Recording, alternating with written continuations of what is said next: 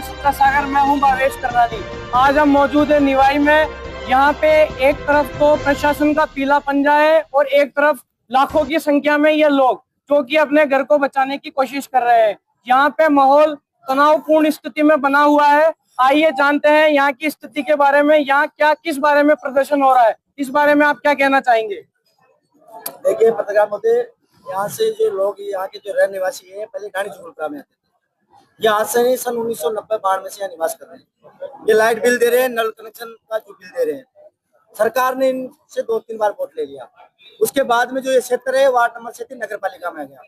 नगर पालिका में आने के बाद में जो नगर पालिका के जो जनप्रतिनिधि है वो इनकी जो सुविधा को देखते हुए इन पे रोड लाइट और रोड है वो सुविधा देने के लिए कार्य भी किया। उसके बाद में प्रशासन की जो लापरवाही है, बिना सूचनात्मक इनके ऊपर कार्रवाई की जा रही है। यहाँ हजारों की संख्या में मकान बने हुए, हजारों की संख्या में आप आए लोग देख रहे हो। आप ये कहना चाहते हैं कि प्रशासन ने जो कार्रवाई करी इससे पहले यहाँ पे कोई नोटिस नहीं दिया? नहीं, देखो शुरुआत के दिन जो नए निर्माण हो रहे थे उनका कोई नोटिस नहीं था। जैसे ही जेसीबी बुलडोजर आए और उनके साथ में जो भी प्रशासनिक अधिकारी है वो आए और सीधा ध्वस्त कर दिया। उसके बाद में लोगों को पता चला कि अपनी बस्ती को फोड़ने का ऑर्डर आ गया। जैसे लोग नए निर्माण करे तो लोगों का मकान फोड़ा तो लोग अचंभित हो गए। बाद में लोगों को पता चला कि बिना सूचनात्मक कार्रवाई की जा रही है तो लोगों में भारी रोष व्याप्त हुआ। हम 25 साल के यहाँ रह निवासी हैं। हमने रोड लाइट लगाई, यहाँ रोडें बनवाई, पंचायत समिति को वोट दिया। उसके बाद में हमने बिल दिया लाइट का, और हमने इन सरकार को जो इन जनता से चाहिए था जनता ने दिया।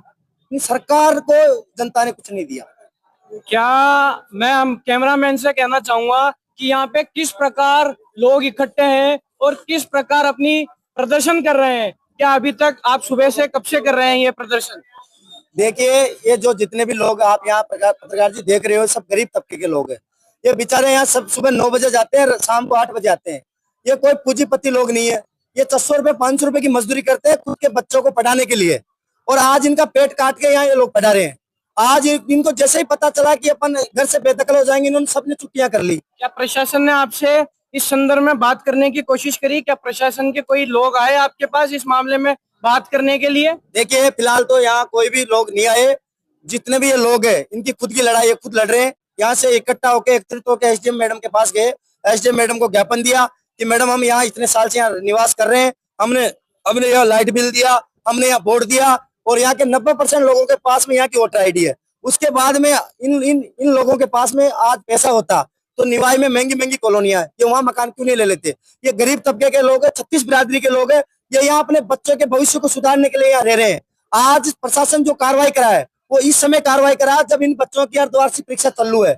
हजारों बच्चों का अंधकार में भविष्य जाने वाला, उनके माँ बाप डिस्टर्ब है, बच्चे डिस्टर्ब है। अबे जाए तो कहाँ जाए? अगर प्रशासन इस पे कोई कार्रवाई, कोई सुनवाई नहीं करता तो इस पे आप क्या करेंगे? आपका आगे का कदम क्या रहेगा? बताओ बोलो। हमारा कथन ये रहेगा कि हम परेशान हो चुके हैं।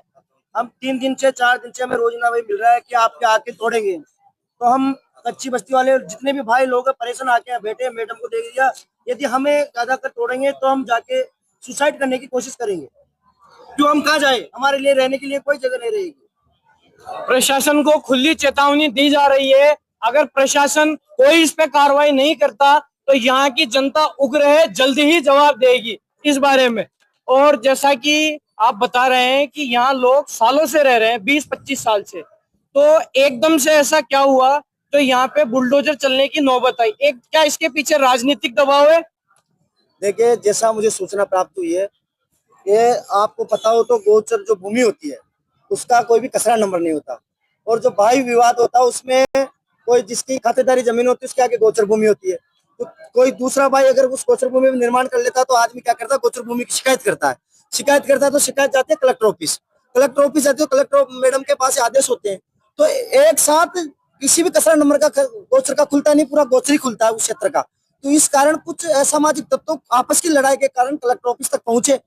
भाई मैडम गोचर भूमि मेरी, जबकि उनकी जमीनें भी नहीं है वहाँ, यहाँ अतिक्रमण कर रखा, फलाना कर रखा। कुछ 1-2 लोग जो यहाँ के रह निवासी भी नहीं है, वो उनके कारण ये हजारों लोगों को परेशानियां उठानी पड़ रही है। जिनके यहाँ घर टूटे उनकी क्या संख्या, मतलब कितने लोगों के घर टूटे यहाँ पे? अब तक यहाँ कच्ची बस्ती में जो प्रशासन ने त्वरित गति से कार्रवाई की थी उसमें 40 से 50 घर तोड़ चुके हैं। इनकी लड़ाई लड़ने वाला कोई नहीं था, जब तो प्रशासन ने इतनी बड़ी कार्रवाई कर दी जाके। सरकार को जब इनसे वोट लेना होता तो इनके पास आ जाती है। तो आपके कहने का मतलब ये है कि एक तरीके से यहाँ पे राजनीतिक प्रेशर भी बना जा रहा है। मुझे तो ऐसा ही लगता है। आप